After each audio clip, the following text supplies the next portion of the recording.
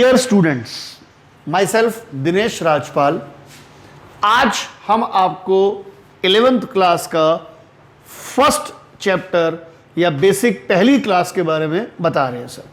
देखिए sir, basic terms,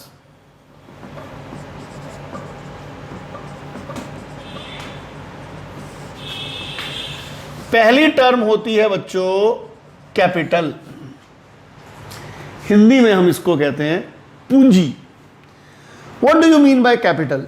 ज्यादातर बच्चे पहली बार अगर हम उनसे पूछे बेटा कैपिटल क्या है, सर पापा ने जो पैसे बिजनेस में लगा रखे हैं। हम कहते हैं बेटा ये जो आपने डेफिनेशन दी ये इनकम्प्लीट डेफिनेशन है।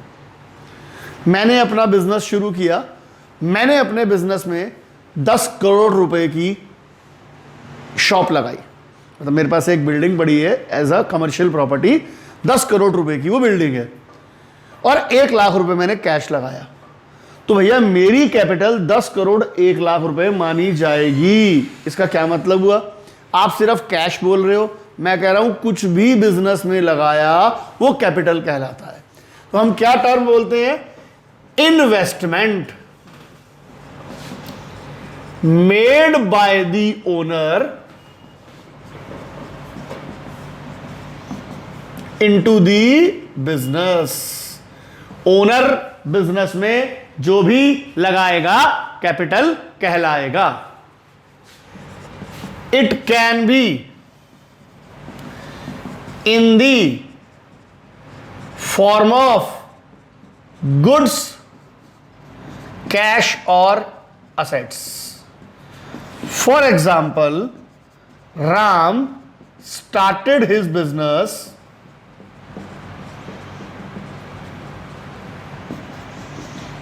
with cash 50,000, furniture 30,000, goods 20,000. His capital will be, कर दो सर टोटल सबका, 1 लाख रुपीज। और अगर आप अपनी वो नॉर्मल डेफिनेशन की बात करो तो फिर सिर्फ कैश माना जाएगा? नहीं सर, बिजनेस में जो भी लगाएंगे कैपिटल कहलाएगा। दूसरी टर्म आती है बच्चों ड्राइंग्स। हिंदी में कहते हैं आहरण। ड्राइंग्स पेंटिंग्स नहीं होती। मैं अगर बिजनेसमैन हूं तो मुझे घर के खर्च के लिए बिजनेस में से कुछ ना कुछ निकलवाना पड़ेगा। फिर बोल रहा हूं cash is a restricted term. सिर्फ कैश मत बोल देना, बिजनेस में से जो भी घर के लिए निकलवाएंगे ड्राइंग्स कहलाएगा। Withdrawn from the business for personal use. It can be in the form of goods, cash और assets. Example, मेरा बेटा, मान लो मेरा शूज का बिजनेस है, मेरा बेटा मुझसे एक शूज लेकर जाता है, मैं पैसे थोड़ी दूंगा, उसे क्या कहेंगे? Drawings. Ram withdrew cash 5,000 and goods 10,000 for personal use. His drawings were 15,000. तो बेटा कैश मत बोलना। बिजनेस में ओनर ने कुछ भी लगाया कैपिटल, बिजनेस से ओनर ने कुछ भी निकलवाया पर्सनल यूज के लिए ड्राइंग्स। क्या हो जाएगा? ड्राइंग्स। तीसरी टर्म लेते हैं सर हम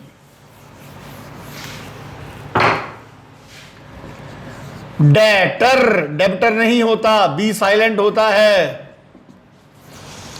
what do you mean by debtor?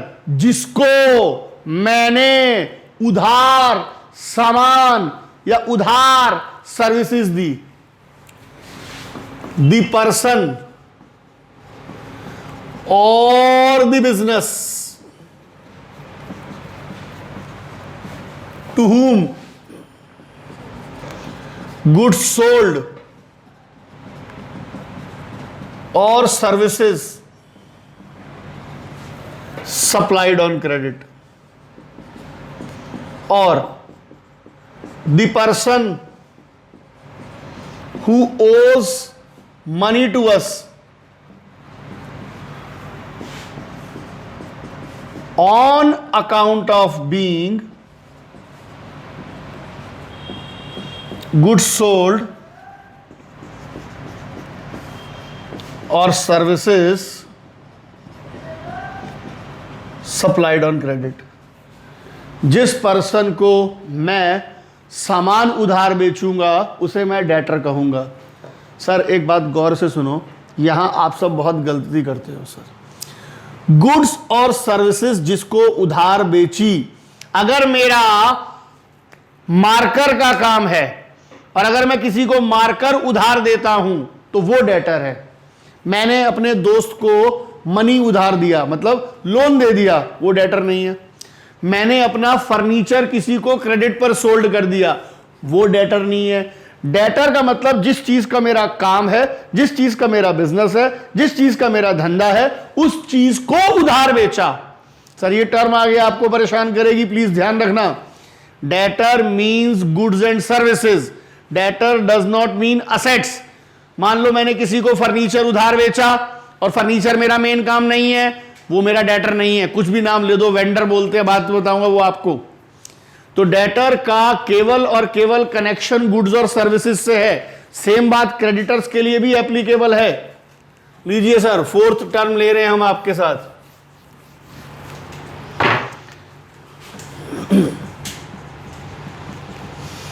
Creditor, the person or the business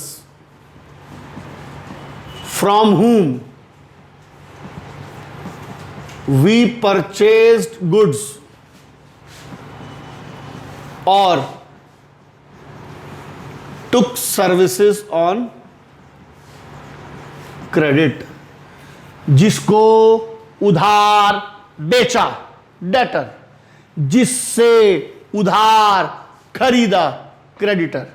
तो डेटर जिसको हमने क्रेडिट पर सामान बेचा, क्रेडिट पर सर्विसेज दी। क्रेडिटर जिससे हमने उधार सामान खरीदा, जिससे हमने उधार सामान खरीदा या सर्विसेज ली। अब आती है term assets.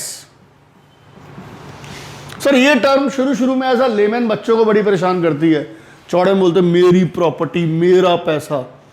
Mukesh Ambani India का रिचेस्ट पर्सन है क्योंकि उसकी असेट्स बहुत ज़्यादा है। आई डोंट नो कितनी है, फोर्ब्स लिस्ट आती है उसमें हर महीने आता है कौन आदमी कितना अमीर है। इंडिया का रिचेस्ट पर्सन इस टाइम है Mukesh Ambani.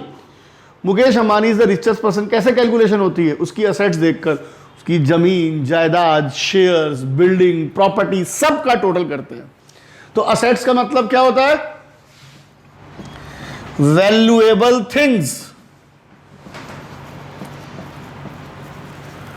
owned by the business।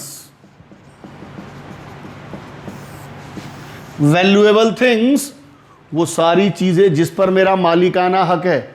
मेरे पास एक बिल्डिंग है किराए पर, क्या वो मेरी असेट्स है? नहीं, बिकॉज मैं उसको ओन नहीं करता।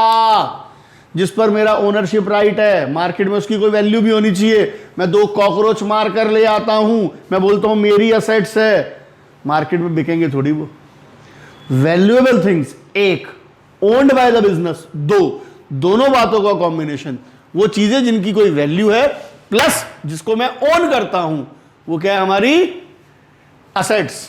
अब असेट्स वैसे तो बहुत टाइप की होती है, लेकिन शुरू शुरू में हम आपको ज्यादा नहीं बताते, शुरू शुरू में हम आपको कम ही बताते हैं।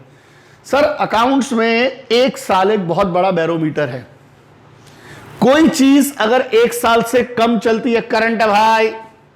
कोई चीज 1 साल से ज्यादा चलती है, लॉन्ग टर्म फिक्स्ड। तो वैसे तो बहुत सारी और भी होती हैं, tangible, intangible, fictitious, wasting, liquid, but नहीं, हम शुरू शुरू में बोलते हैं भाई आराम से, आप पहले इतना सीखो। पहली होती है fixed assets. Those assets which were purchased not for sale but to utilize them in the business for a long period of time.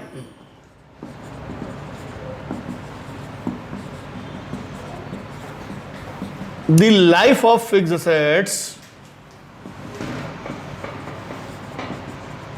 is more than 1 year. Example, land and building 1 साल से ज्यादा चलेगी,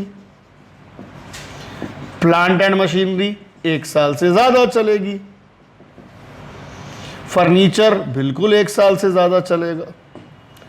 ठीक है जी। Vehicle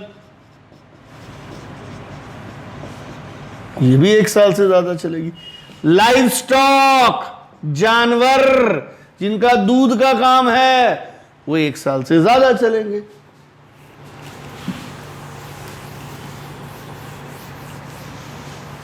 इसके अंदर वैसे आता है टेंजिबल जिन्हें हम देख सकते हैं, इंटेंजिबल जिन्हें हम देख नहीं सकते, बट अभी फर्स्ट बेसिक वीडियो है, हम नेक्स्ट में बताते हैं। दूसरी है बच्चों करंट असेट्स। जो असेट्स 1 साल के अंदर अंदर कैश में कन्वर्ट हो जाएगी उसे हम कहते हैं current assets. Those assets which can be converted into cash within 1 accounting year. Example, cash already cash में है, बैंक से जब मर्जी पैसा निकलवा लो। डेटर जिसको मैंने उधार सामान बेचा, अरे भाई जिसको उधार बेचूंगा 1 साल के अंदर पैसा तो ले ही लूंगा, ये थोड़ी जा 10-10 साल बाद पैसे दे। नॉर्मली सोल प्रोप्राइटर है 11th क्लास में, 1 साल से ज्यादा का उधार कोई देता भी नहीं है सर। बाद में बड़ी बड़ी कंपनीज 12th क्लास में फिर बताएंगे आपको स्टॉक। अरे भाई 1 साल के अंदर सामान तो बेच ही दूंगा मैं, कैश में कन्वर्ट तो हो ही जाएगा। तो भैया असेट्स का मतलब होता है मेरी प्रॉपर्टी, मेरा पैसा, मेरा सब कुछ। फिक्स असेट्स जो 1 साल से ज्यादा चलेगी। करंट असेट्स जो 1 साल के अंदर अंदर कैश में बदल जाएगी। आपको 5 बातें बताइए, एक बार दोबारा लेते हैं। कैपिटल मालिक का इन्वेस्टमेंट, नॉट सिर्फ पैसा। ड्रॉइंग्स घर के लिए निकलवाना। डेटर उधार बेचा सामान। क्रेडिटर उधार खरीदा सामान। असेट्स मेरी प्रॉपर्टी। फिक्स असेट्स 1 साल से ज्यादा। करंट असेट्स 1 साल से कम। अब आती है 6th बेसिक टर्म हमारी लाइबिलिटीज। क्या टर्म आती है बच्चों हमारी? 6th बेसिक टर्म क्या आती है? Liabilities.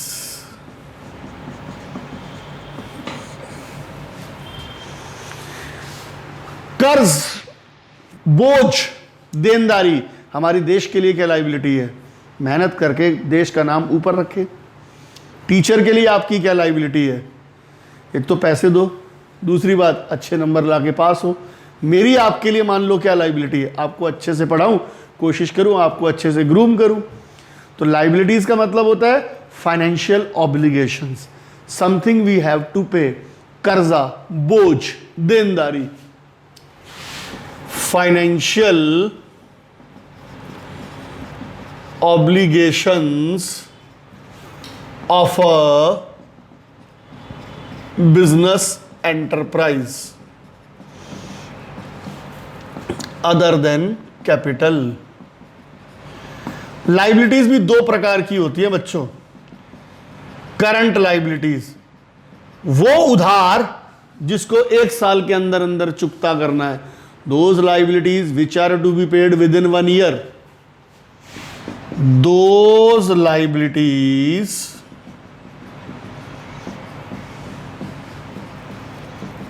which are to be paid within 1 year। Example, creditor को मैं 1 साल के अंदर पैसे दूंगा। आउटस्टैंडिंग एक्सपेंस, यार अगर मैंने कोई खर्चा ऐसा है जो पे नहीं किया तो भाई वो उधारी मैं 1 साल के अंदर चुकता कर दूंगा। लाइबिलिटीज क्या होता है? कर्जा, बोझ। करंट लाइबिलिटीज क्या होती है? जो 1 साल के अंदर पे करनी है। तो बच्चों लॉन्ग टर्म लाइबिलिटीज क्या होती है?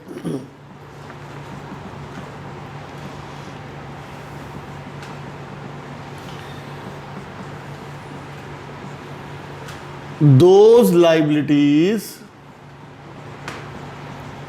which are to be paid after 1 year, या 1 साल के बाद पे करनी है। Example loan. ठीक है सर, मैं एग्जाम्पल कंपनी के दूं उसका कोई फायदा नहीं है। तो बच्चों ये हमारी 6 बेसिक टर्म्स होती हैं जो हमारे को 11th क्लास में शुरुआत में पता होनी चाहिए। एक बार उसका ब्रीफ बता देते हैं आपको। Capital, investment. ड्राइंग्स, घर के लिए निकलवाना।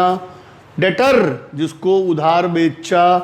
क्रेडिटर, जिससे उधार खरीदा। क्रेडिटर्स को पैसे देने हैं, डेटर से पैसे लेने हैं।